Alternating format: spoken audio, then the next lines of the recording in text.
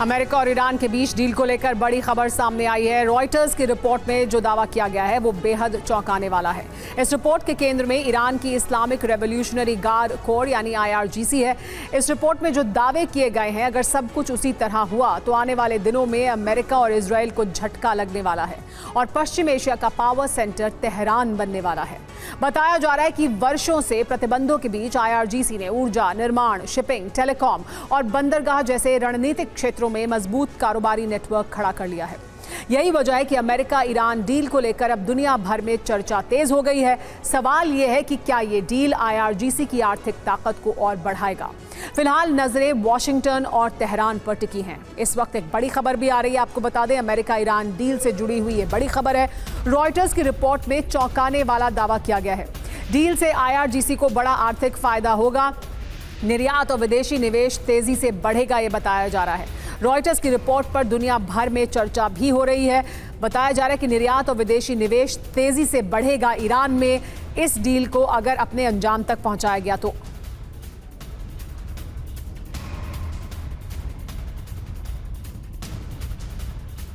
युद्ध में जीता ईरान और क्या हारा अमेरिका, ये सवाल हर कोई पूछ रहा है।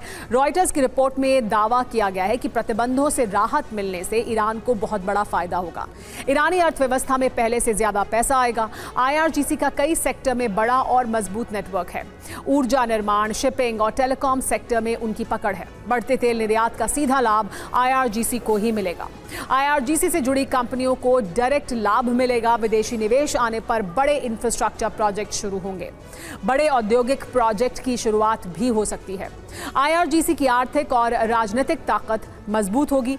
मतलब क्या है इसका समझिए। प्रतिबंध हटने से बाजार खुलेगा, कारोबार और निवेश भी बढ़ेगा। IRGC का आर्थिक क्षेत्र में प्रभाव बढ़ेगा। फायदा IRGC से जुड़ी कंपनियों को होगा। अरब के देशों में इनका प्रभाव भी बढ़ेगा। अमेरिका और इजराइल का असर इसकी वजह से कम होगा। लेकिन पश्चिम एशिया में शांति की उम्मीदों को क्या खुद बेंयामिन नेतन्याहू ने बारूद के ढेर पर रख दिया है? ये सवाल आज पूरी दुनिया पूछ रही है, क्योंकि एक तरफ अमेरिका और ईरान के बीच सैन्य ऑपरेशन को स्थायी रूप से रोकने के लिए ऐतिहासिक डील हो चुकी है, समझौते पर हस्ताक्षर हो चुके हैं। लेकिन दूसरी तरफ लेबनान की जमीन पर इजराइल के हमले और तेज हुए हैं। हालांकि अब लेबनान में सीज फायर लागू होने की खबरें एक बार फिर आ रही हैं, लेकिन जमीन पर इस सीज फायर का असर नहीं दिख रहा है। नेतन्याहू की इस आक्रामकता से खुद डोनाल्ड ट्रंप, अमेरिकी उपराष्ट्रपति JD वैंस और फ्रांस के राष्ट्रपति मैक्रों बुरी तरह भड़के हुए हैं। अमेरिका ने तो साफ चेतावनी ही दे दी है कि इजराइल की सुरक्षा करने वाले 2/3 हथियार अमेरिकी टैक्स पेयर्स के पैसों से बनते हैं, इसलिए इजराइल अपनी सीमा में रहे। कि किसी पड़ोसी इलाके पर कब्जा करके स्थायी सुरक्षा हासिल नहीं की जा सकती। दूसरी तरफ नेतन्याहू साफ कह रहे हैं कि जब तक सुरक्षा बहाल नहीं होती, इजराइल दक्षिणी लेबनान से सेना नहीं हटाएगा। इस वक्त की बड़ी खबर, दक्षिणी लेबनान पर इजराइल की बमबारी जारी है। IDF का हिजबुल्लाह के ठिकानों पर हमला जारी है। हमले में हिजबुल्लाह के कई ठिकाने तबाह हो गए हैं।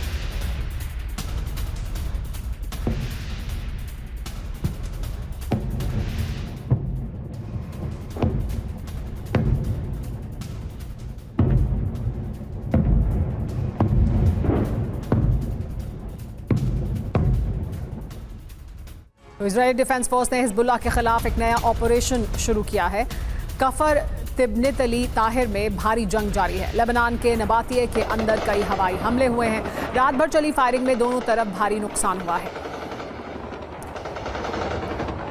तो इस तरह की तस्वीरें लेबनान से निकलकर सामने आ रही हैं और यही इस वक्त एक बड़ा मुद्दा बना हुआ है। ईरान ने एक बार फिर हॉर्मुज को बंद करने की धमकी दी है, जिसके बाद अब हालांकि सीज फायर की खबरें भी सामने आ रही हैं, लेकिन इजराइल भी पीछे हटने को तैयार नहीं है।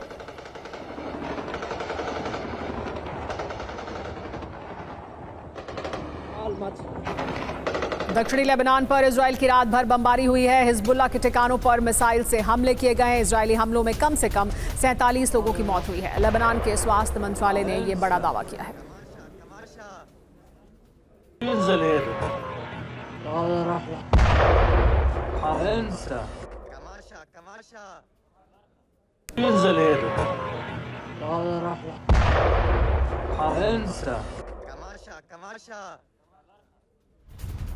एक और बड़ी खबर नेतन्याहू की हिजबुल्लाह को सीधी चेतावनी। हिजबुल्लाह को बहुत भारी कीमत चुकानी पड़ेगी, कहा नेतन्याहू ने। इजरायली सैनिकों की मौत हम बर्दाश्त नहीं करेंगे। नेतन्याहू ने यह बड़ा बयान दिया है जिसमें कहा है कि हिजबुल्लाह को भारी कीमत चुकानी होगी। यानी हिजबुल्लाह के मुद्दे पर, लेबनान के मुद्दे पर पीछे हटने को तैयार नहीं है नेतन्याहू अभी तक।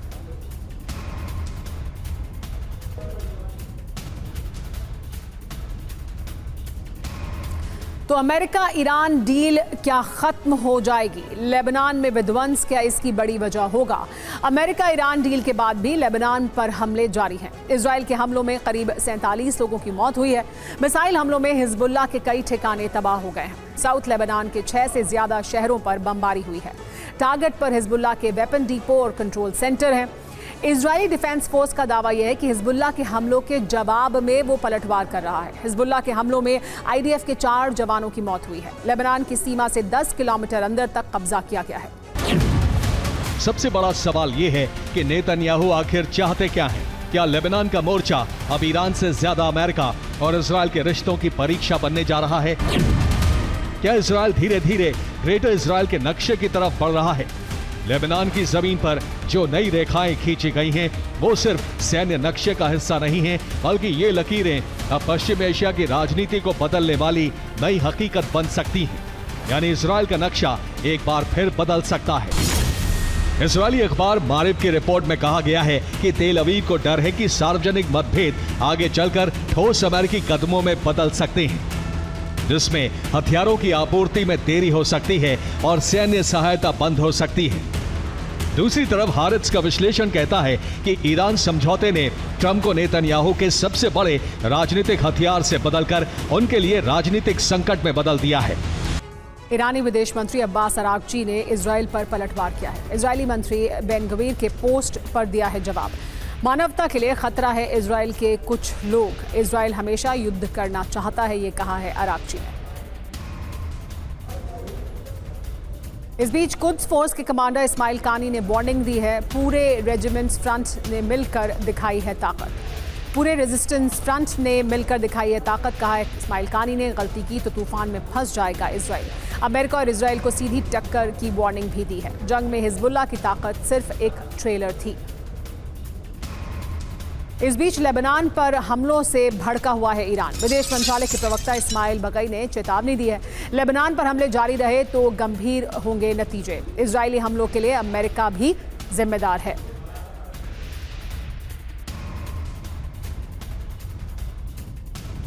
तो देखिए, ये बयान ईरान की तरफ से आ रहा है और ईरान ये भी मान रहा है कि इसमें सिर्फ इजराइल अलग नहीं है। यानी अगर लेबनान में हिजबुल्लाह पर इजराइल हमले कर रहा है तो फिर अमेरिका भी इसका हिस्सेदार है, इसका भागीदार है।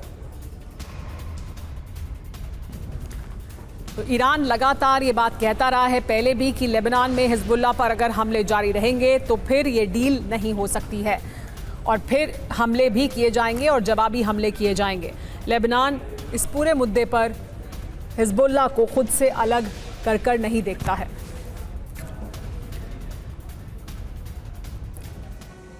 समझौता, ये शब्द दुनिया भर में सबसे बड़ी सुर्खी उस वक्त बना जब G7 समिट में MOU पर कांपते हाथों से ट्रंप ने हस्ताक्षर कर दिए। ट्रंप ने उसी वक्त ये कहा था कि ये आसान नहीं है, लेकिन उनका आशय था कि समझौते पर हस्ताक्षर करना आसान नहीं है।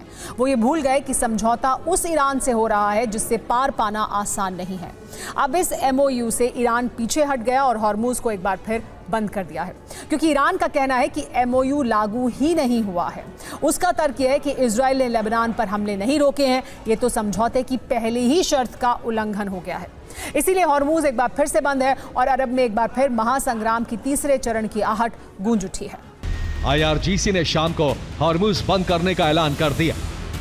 IRGC ने कहा कि कोई भी जहाज हॉर्मुज क्रॉस करने की गलती ना करे। लेबनान पर हमले होने के कारण हॉर्मुज बंद किया गया। ट्रंप ने कहा कि ईरान को अब कोई रकम नहीं मिलेगी।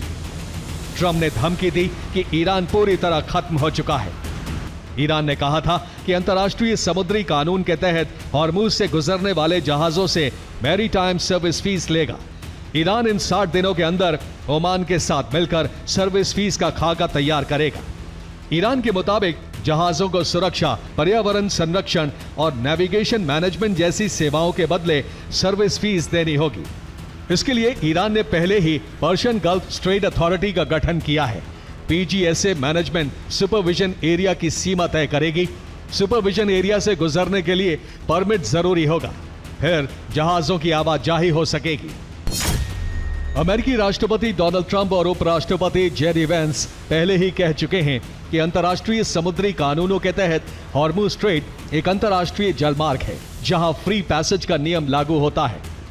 शिपिंग इंडस्ट्री और अमेरिका के खाड़ी सहयोगी जैसे सऊदी अरब और यूएई इसका कड़ा विरोध कर रहे हैं। उनका कहना है कि अगर ईरान को पैसे वसूलने की इजाजत दी गई तो यह दुनिया के बाकी जलमार्गों के लिए एक खतरनाक मिसाल बन जाएगा।